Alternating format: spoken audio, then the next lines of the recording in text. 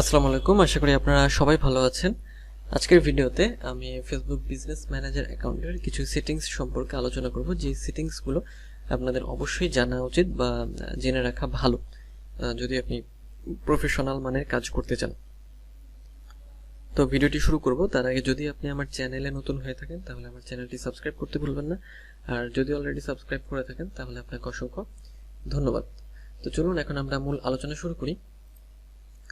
আর এর আগের ভিডিওতে আমি ফেসবুক বিজনেস ম্যানেজার অ্যাকাউন্ট সম্পর্কে বিস্তারিত অনেক কিছু আলোচনা করেছিলাম। যদি না দেখে থাকেন তাহলে অবশ্যই আমার চ্যানেলে গিয়ে প্লেলিস্ট থেকে দেখে আসবেন, তাহলে এই জিনিসগুলো বুঝতে অনেক সুবিধা হবে। তো যখন আমরা ফেসবুকের মানে মেটা বা ফেসবুক যাই বলেন না কেন, বিজনেস সেটিংসে আমরা যাই, তখন আমরা একটা 3 লাইনের মতো দেখতে পাই। এখানে ক্লিক করলে আমরা অল টুলস একটা অপশন পাবো। তো অল টুলস অপশনের ক্ষেত্রে যে জিনিসগুলো আপনাদের খেয়াল করতে হবে আমি সেটা দেখাচ্ছি আপনাদের। সেটা হচ্ছে যে এখান থেকে যদি আমি অ্যাডস ম্যানেজারে ক্লিক করি, তারপর অ্যাড অ্যাকাউন্ট সেটিং, আমি এগুলো একটা একটা করে ব্যাখ্যা করছি। এখন তো আমি বিজনেস সেটিংসে আছি, এই জন্য এটা নীল দেখাচ্ছে। তো অ্যাডস ম্যানেজারে যখন আমি ক্লিক করলাম, এটা হচ্ছে আমার অ্যাডস ম্যানেজার। এখান থেকে আমি অ্যাড রান করতে পারবো। অর্থাৎ এই যে এত সব টুলস আপনি কোথা থেকে পাবেন? বিজনেস সেটিংস থেকে পাবেন। বিজনেস সেটিংস অর্থাৎ আপনাকে business.facebook.com টাইপ করে যেতে হবে এবং এই সেটিংস থেকে আপনি এই বিষয়গুলো বা এই অপশনগুলো পেয়ে যাবেন। এখান থেকে আমরা অ্যাড রান করতে পারবো। এবং এই পাশে যেটা রয়েছে যে অ্যাডস ম্যানেজার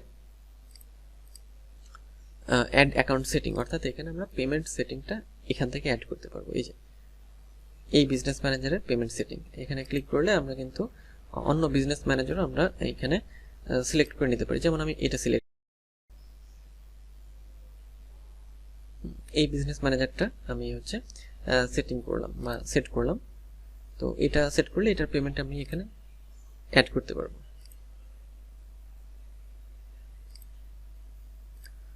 এরপরে পেজ পোস্টে ক্লিক করলে দেখেন যে page post have moved two meta business suite. Page পোস্টটা মেটা বিজনেস সুইটে চলে গেছে। তাহলে আমাদের কি করতে হবে? Go to meta business suite. তো আমরা এখানে চলে যাব। আমরা এখানে চলে যাচ্ছি। আচ্ছা, মেটা বিজনেস সুইটে চলে আসলাম। The posts and stories tab is now called content. Okay, এটা আমরা গেট স্টার্টেড করলে আমরা এখানে চলে আসলাম। তো এখানে আমাদের কোডটি দিতে হবে 0, আমাদের একটা কোড রয়েছে 047341 দিয়ে আমরা কনফার্ম ক্লিক করছি। আচ্ছা, এখন আমাদের পেজ পোস্টে নিয়ে যাচ্ছে। আপনাদের এরকম একটা কনফার্মেশন চাইতে পারে। আচ্ছা, তো এই যে এইটা আসলে একটা অথেন্টিকেশন আমাদের চাইলো। এবং দেখেন এখানে পেজ পোস্টের ক্ষেত্রে আমাদের যে জাপোজ মার্কেট, হ্যাঁ, এখানে আমাদের কোনো পোস্ট আপাতত নেই। এবং এখানে যদি আমি ক্লিক করি, দেখেন এটা হচ্ছে আমাদের পেজ আইডি, অর্থাৎ সি মোর পেজে যদি ক্লিক করি, এই যে এইগুলো হচ্ছে আমাদের পেজ। এই যে এক একটা কিন্তু আমাদের পেজ এখানে। আর এখানে যদি আমরা ক্লিক করি, এই যে এগুলো বিজনেস অ্যাকাউন্ট এবং বিজনেস অ্যাকাউন্টের আন্ডারে যে আমাদের পেজগুলো দেখাবে। তো এখানে আপাতত বিজনেস অ্যাকাউন্টই দেখাচ্ছে, এখানে পেজ দেখাবে না, এই পাশে আমাদের পেজগুলো দেখাবে। তো এখান থেকে আমরা কি করতে পারি? এখান থেকে আমরা কিন্তু এই যে অন্য যে টুলসগুলো মানে অল টুলস দেখছিলাম সেটা এখান থেকে অ্যাক্সেস করতে পারি। অথবা আমরা আগে যে জায়গায় ছিলাম আমি দেখাবো, এই যে আগে আমরা হচ্ছে যে বিজনেস সেটিংস থেকে অ্যাক্সেস করছিলাম, এখন পেজ পোস্ট থেকে অ্যাক্সেস করছি, একই জিনিস। আচ্ছা, তো যেটা বলছিলাম, এখান থেকে আমরা পোস্ট ক্রিয়েট করতে পারি, শিডিউল পোস্ট করতে পারি, মানে পাবলিশড পোস্ট দেখতে পারি, বা শিডিউলড পোস্ট শিডিউল করতে পারি, অ্যাড পোস্টও করতে পারি। তো অ্যাড পোস্টে যদি আমরা ক্লিক করি, তাহলে এই যে এখান থেকে আমরা কি করব, যে এখন ক্রিয়েট পোস্টে ক্লিক করব, তারপর আমরা এখান থেকে অ্যাড পোস্ট করব। ফেসবুক এখন অনেক ভারী হয়ে গিয়েছে, যে কারণে এটা অনেক স্লো কাজ করে। এই যে create post, write a post, তারপর ভিডিও অ্যাড করা অথবা ফিলিং দেওয়া ইত্যাদি জিনিসগুলো আমরা এখান থেকে কিন্তু দিতে পারি। তো আমি আপাতত দিচ্ছি না। আমি এইখানে থাকা অবস্থায়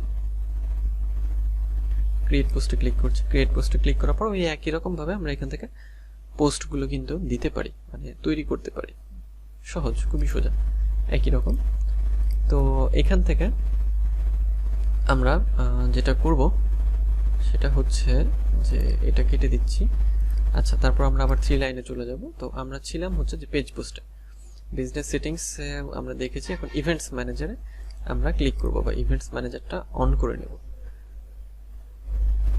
এখানে দেখেন অল টুলস এর মধ্যে এগুলো শর্টকাট হিসেবে রেখেছে, এবং ম্যানেজ বিজনেস, তারপর আছে অ্যাডভার্টাইজ, মানে এই ক্যাটাগরির আন্ডারে ফেলেছে। Analyse and report, engage customers, sell product and services. Events manager কি আছে ইভেন্টস ম্যানেজারে?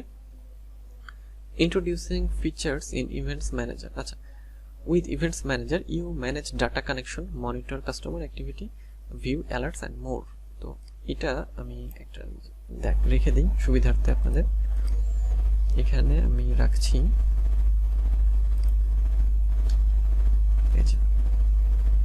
যে ইভেন্টস ম্যানেজারটা আসলে কি জন্য রাখা, মানে ফেসবুক এই বিষয়ে কি বলছে। ইভেন্টস ম্যানেজার দ্বারা ডাটা কানেকশন আমরা ম্যানেজ করতে পারবো, মনিটর কাস্টমার অ্যাক্টিভিটি, এবং বিভিন্ন ধরনের অ্যালার্ট আমরা পেতে পারি। যেমন এটা গেট স্টার্টেডে ক্লিক করি। Welcome to events manager, set up and manage business tools so that can help you optimise your ads performance. এখানে connect your data, get set up business tools so you can share data from your website, apps, servers or stores. Gain actionable insights for a business. Optimize ads to drive real world outcomes.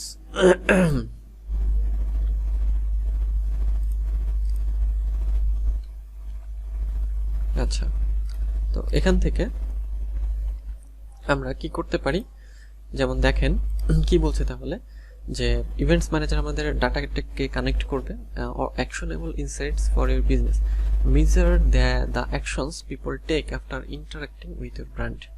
আচ্ছা, অর্থাৎ কোনো people বা যারা হচ্ছে আপনার audience, তারা কিভাবে interact করছে কন্টেন্টের সাথে, প্রোডাক্টের সাথে, সেটা জানা যাবে।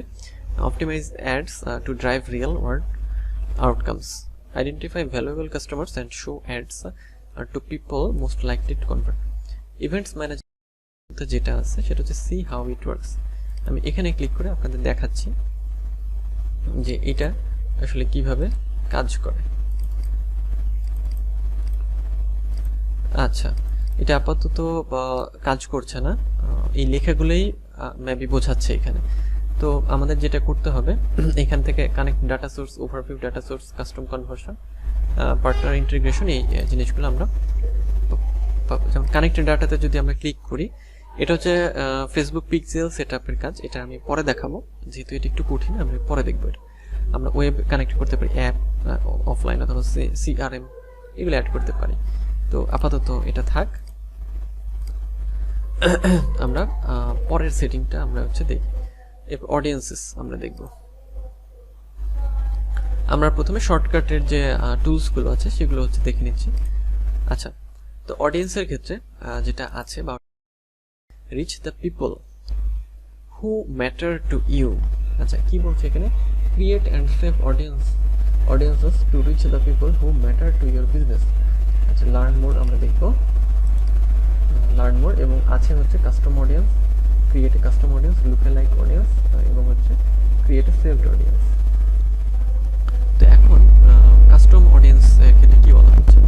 Connect with the people who have already shown an interest in your business or product with custom audiences.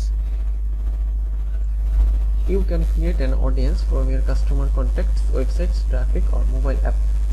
অর্থাৎ এখানে কি বলা হচ্ছে, এখানে খেয়াল করেন,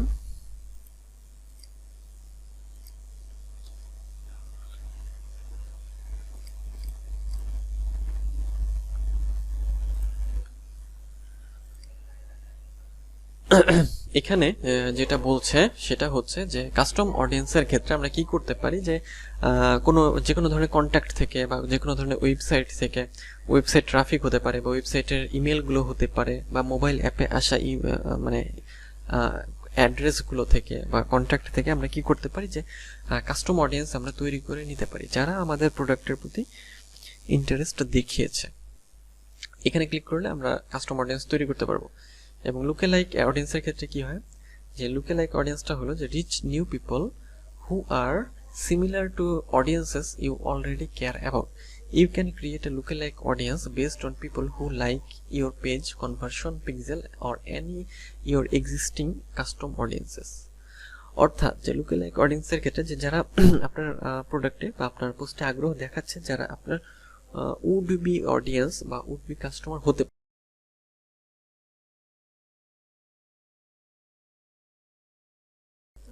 এবং আপনিও বুঝতে পারছেন যে হ্যাঁ এরা আমার হচ্ছে যে একটা টার্গেটেড কাস্টমার হতে পারে।